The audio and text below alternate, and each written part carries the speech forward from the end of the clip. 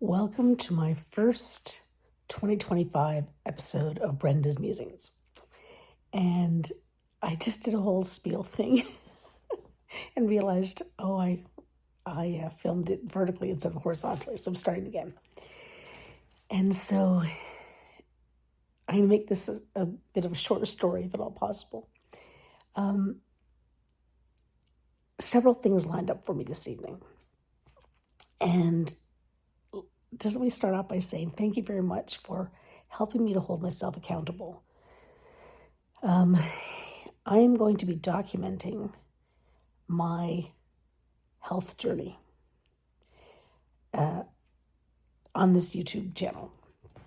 It'll be, physical, mental, whatever. And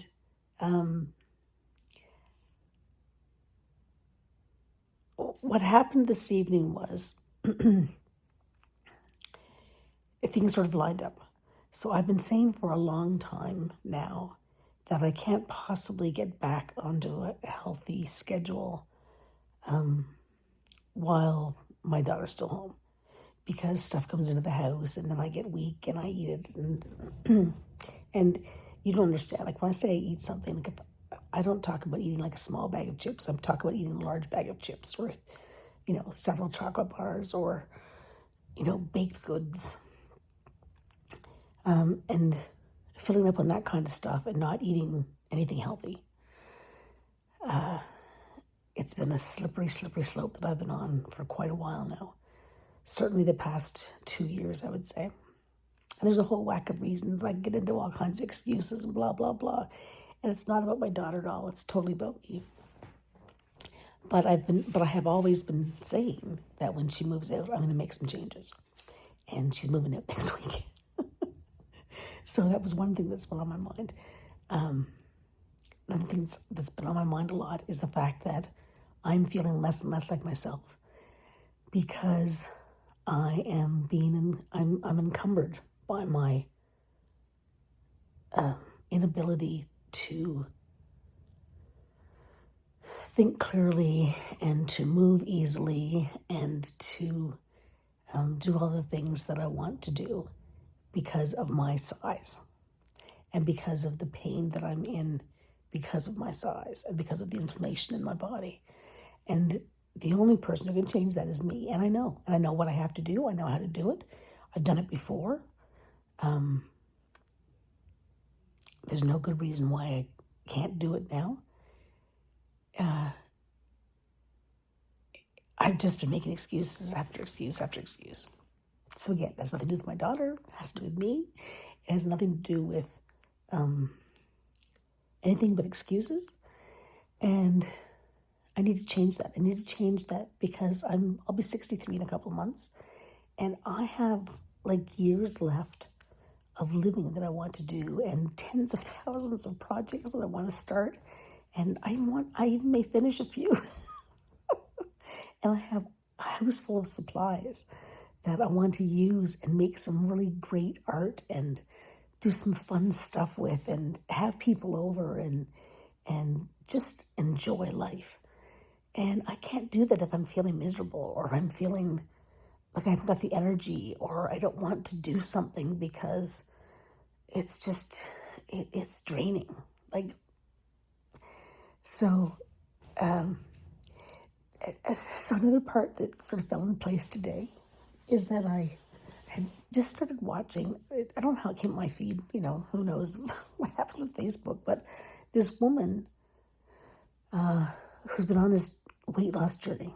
She was over 400 pounds and she's now down to around 300 or 300 and something pounds. She's lost about 100 pounds, I think, in the last couple of years. And that's if me seeing her timeline is even accurate, because now it jumps all over the place, right? I could be watching something from 3 months ago.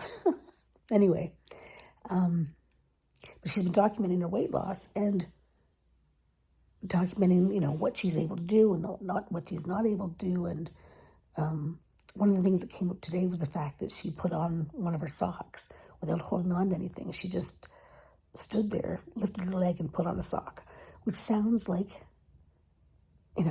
so what? But when you've been a huge person who hasn't been able to do something like that, and then you just suddenly do it without even having to think about it. That's a huge win, a huge, huge win. So she's been documenting this weight loss thing. Now, it's not so much that I want to document the weight loss thing as much as I want to document the fact that I'm doing it for me, and the fact that I am, sorry, my arm's getting tired, and the fact that this is a way for me to hold myself accountable, to do it in the public forum. And yeah, so as I say, thank you for that. And the other thing that came into play tonight as well is the fact that I reached out to a friend because of a fart post. And we were talking, and I'm saying some stuff to her thinking like, oh my God, you were talking to yourself. Like,